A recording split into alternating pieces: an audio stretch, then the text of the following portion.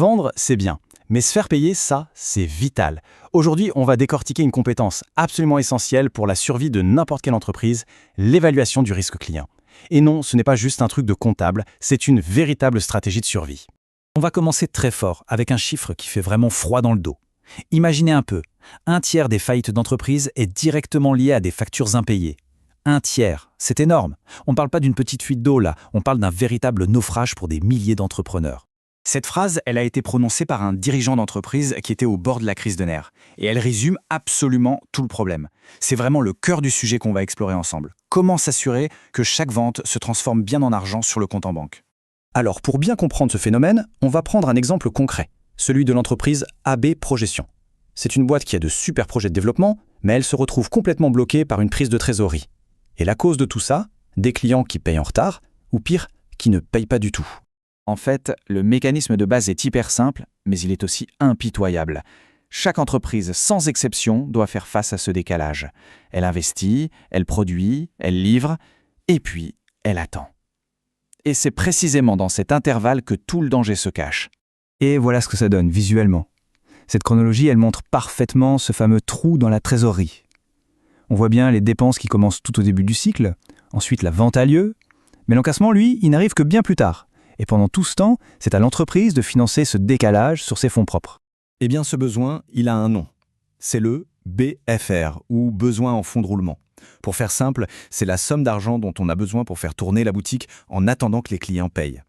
C'est un concept qui est absolument central. La mécanique, elle est simple mais redoutable. Le BFR, c'est quoi? C'est les stocks, plus ce que les clients nous doivent, moins ce qu'on doit aux fournisseurs. Et le point crucial, le voici. Plus les clients mettent de temps à payer, plus ce BFR explose. Et c'est justement ce BFR mal maîtrisé qui est à l'origine du tiers des faillites dont on parlait au tout début. Bon, alors comment on fait pour éviter le naufrage? La solution, c'est d'agir en amont. Il faut se transformer en une sorte de détective financier et enquêter sur les clients avant de signer quoi que ce soit avec eux. Heureusement, pas besoin d'être Sherlock Holmes pour ça. Il existe plein d'outils pour mener cette enquête. Que ce soit des sites publics comme Infogreffe, des agences spécialisées, ou même en passant par sa propre banque, les sources d'infos pour vérifier la solidité d'un futur partenaire, ça ne manque pas. Et parmi tous ces outils, il y en a un qui est juste incontournable. L'extrait CABIS. C'est la carte d'identité officielle de l'entreprise. C'est le document qui peut vous mettre la puce à l'oreille tout de suite si une société est en redressement ou en liquidation. C'est un signal d'alarme à ne jamais ignorer. Une fois qu'on a collecté toutes les informations, le travail de détective n'est pas fini. Maintenant, il faut analyser tout ça.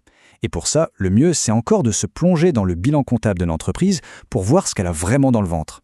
Mais avant de continuer, il faut bien faire la différence entre deux notions clés, la solvabilité et la liquidité. Une entreprise peut être tout à fait solvable, c'est-à-dire qu'elle possède plus de choses qu'elle n'a de dettes, mais elle peut manquer de liquidité, de cash, pour payer ses factures du quotidien. Et bien souvent, c'est ce manque de cash qui est fatal. Regardons un peu ce bilan. Chaque ligne, en fait, raconte une histoire. Regardez ici, le montant des créances clients. Il est super élevé. Ça expose l'entreprise à un gros risque d'impayé. Et là, les emprunts.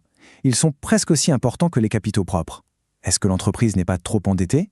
C'est ce genre de questions qu'il faut se poser. Pour aller plus loin qu'une simple lecture, il y a les ratios financiers. Ils transforment les chiffres bruts en infos super utiles.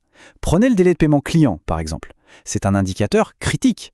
S'il s'allonge d'année en année chez un client, c'est un très mauvais signe pour sa trésorerie future, et donc potentiellement pour la vôtre. Bon, toute cette analyse doit nous amener à une action concrète, mettre en place un système de notation. L'idée, c'est d'arrêter de naviguer à vue. Il faut une méthode claire et logique pour évaluer le risque de chaque client, qu'il soit nouveau ou ancien.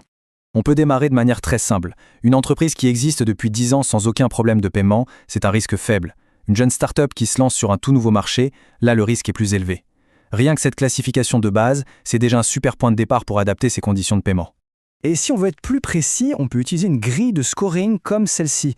Elle mélange plusieurs facteurs, l'âge, la rentabilité, les habitudes de paiement, et elle attribue une note globale.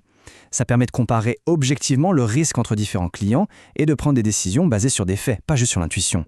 Jusqu'à maintenant, on a beaucoup parlé des nouveaux clients. Mais attention, parfois le danger le plus vicieux, il vient de l'intérieur, de ces clients avec qui on travaille depuis des années et pour qui petit à petit on a baissé la garde. C'est ce qu'on appelle le risque de concentration. Regardez ce tableau, c'est incroyable. 2 clients, Gontier et AB Papier, qui pèsent pour plus de 77% des revenus. C'est juste énorme. Imaginez si l'un des deux venait à faire faillite. Ce serait une catastrophe pour leurs fournisseurs. Ce graphique rend le risque encore plus évident, ça saute aux yeux. Quand 2 clients représentent les 3/4 de l'activité, la dépendance est totale.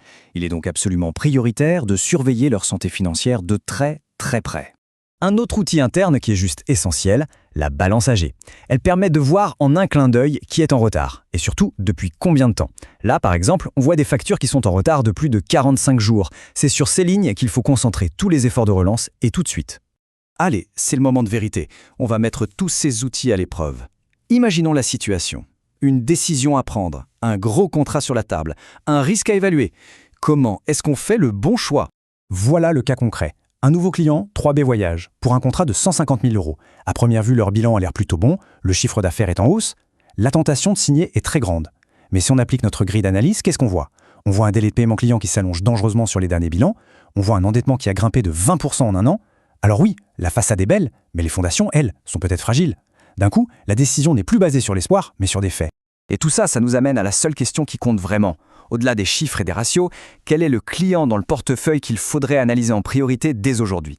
Parce que le plus grand risque, ce n'est pas celui qu'on voit, c'est celui qu'on ignore, jusqu'au jour où il est trop tard.